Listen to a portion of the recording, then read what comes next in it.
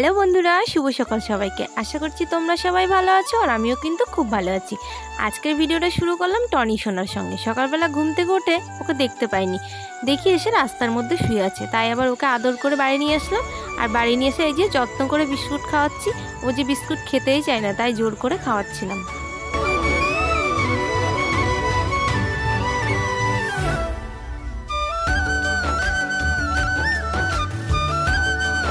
আজকে সকালে ঘুম থেকে উঠে তো ওর পিছনে অনেকটা সময় চলে গিয়েছে। মা কিন্তু বাইরের কাজগুলো সেরে নিয়েছিল, ঘরের কাজগুলো বাকি ছিল, তাই আমি উঠে বিছানাটাগুলো গুছিয়ে নিলাম। সেগুলো আর তোমাদের সাথে শেয়ার করিনি।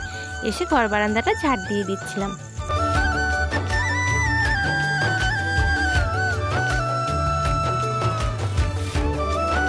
আমার বিয়ের আগে উঠানে মাটি দেওয়া হয়েছিল, তাই আমাদের ঘর আর বারান্দা কিন্তু নিচু হয়ে গেছে। উঠান আর বারান্দা কিন্তু সমান সমান হয়ে গেছে, তাই জল পড়লে না কেমন শানগুলো ভেজা ভেজা ভাব হয়ে থাকে, একটুও কিন্তু ভালো লাগে না।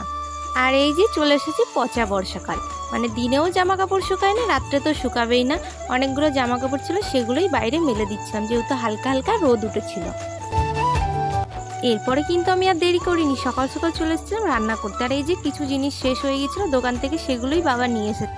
আরও সাথে এনেছিল 2 প্যাকেট সিমুই। আমার খেতে ইচ্ছা হয়েছে তাই নিয়ে চলে এসেছিলো। এদিকে দেখো আমার কিন্তু রান্না হয়ে গেছে। আজকে অল্প করে চাল নিয়েছি ভাত রান্নার জন্য, তো অল্প করে ভাত রান্না করেছি। আর এখানে করেছিলাম সয়াবিনের তরকারি, খেতে কিন্তু দারুণ লাগে। আর এখানে ছিল পেঁপে সিদ্ধ, যেটা আমার বাবা খায়।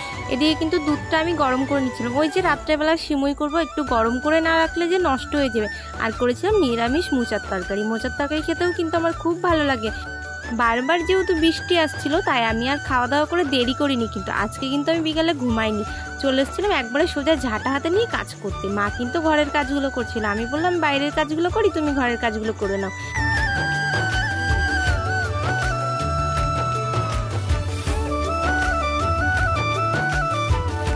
সারাদিন ধরে কিন্তু বারবার বৃষ্টি আসছিল, সেগুলো কিন্তু তোমাদের সাথে শেয়ার করা নেই। ওই যে বিকালবেলা একটু সুযোগ পেয়েছি আর কাজে লেগে পড়েছি। এটা কিন্তু বৃষ্টির একদমই সহ্য হলো না। একটু পরেই দেখো কি জোরে বৃষ্টি শুরু হয়ে গেল।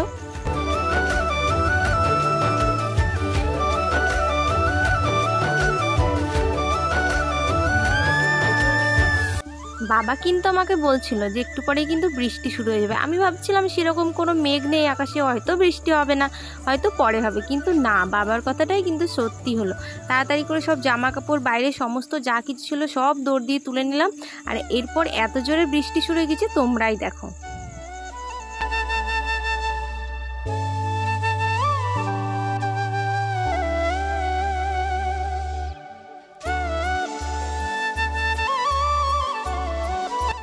আজকাল বিকালে কোনো ভিডিওই তোমাদের সাথে শেয়ার করতে পারিনি, এত বৃষ্টি পড়ে গেছিলো। আমি তো ভিডিও আর করতেই পারিনি, ঘর থেকেও বেরোতে পারিনি। রাত্রে খাবারটা করে নিচ্ছিলাম এখানে।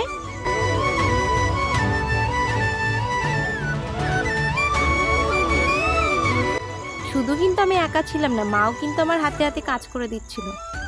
সিমুই তো খাবো ভেবেছিলাম, কিন্তু সাথে আবার লুচি খাবো সেটাও মনে পড়ে গেল, তাই আর দেরি না করে লুচিটাও করে নিয়েছিলাম। আর এখানে কিন্তু গরম গরম তেলে লুচিগুলো ছেড়ে দিয়েছিলাম। এই কড়াইটার এই অবস্থা কিসের জন্য জানো? কারণ আগের দিন তালের বড়া করা হয়েছিল, কড়াইটা না মাজা হয়নি, ওর জন্য এই অবস্থা। মা বললো তেলের যেহেতু খাবার তৈরি হবে, তাই এটাতেই করে নিয়ে, আজকে যেহেতু তেল রয়েছে তাই এটাতেই করে নিয়েছিলাম। আর এই যে দেখো এখানে আমার খাবার রেডি। তো মাকে দিয়েছিলাম, বাবাকে দিয়েছিলাম, আর লাস্টে কিন্তু আমি নিয়ে বসে গিয়েছিলাম। তো আজকের মতো ব্লগটা এখানেই শেষ করছি। কেমন লাগলো অবশ্যই কমেন্টে জানিও। ভালো লাগলে লাইক কমেন্ট শেয়ার করে দিও। চ্যানেল নতুন হলে চ্যানেলটি সাবস্ক্রাইব করে পাশে থেকে চলে